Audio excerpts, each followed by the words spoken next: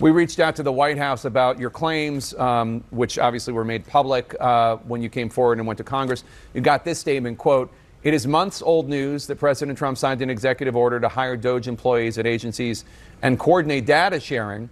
Their highly qualified team has been extremely public and transparent in its efforts to eliminate waste, fraud, and abuse across the executive branch, including the National Labor Relations Board," unquote. What's your response to that?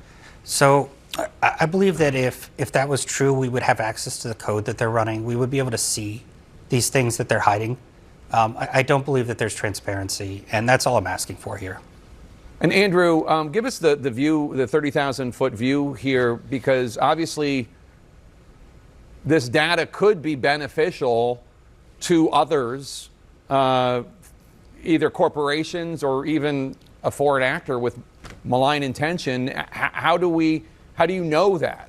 So we know that because the information that the National Labor Relations Board looks at are basically corporate documents and things that involve unions. So there's a lot of sensitive corporate information that is included within this, which yes could be of interest to Elon Musk, but at the same time they're of interest to our foreign adversaries. I'd like to step back for a moment and talk about what the larger implication is here. So this is happening at the NLRB, at the National Labor Relations Board, but Dan is brave enough to come forward, and there are others within the government that I've talked to and that we've talked to who have seen something identical as this.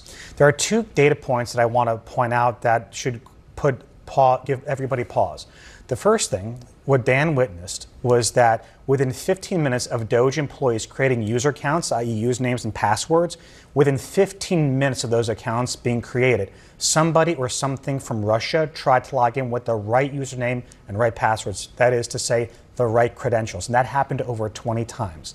The second data point, which is really critical, is that DOGE has also been using Starlink as a means to exfiltrate data. What that means is that, from our understanding, that Russia has a direct pipeline of information through Starlink, which means that anything going through Starlink is going to Russia. We also know that this is not unique to the NLRB. This is happening government-wide. And then the other thing that I wanted to flag for everybody is that right now, and I don't want to say that this is intentional, it could very well have been a mistake, is that critical infrastructure databases in many government agencies, as we understand it, have been exposed to the open internet, which includes critical databases at the Department of Energy, which includes a lot of our nuclear regulatory agency material.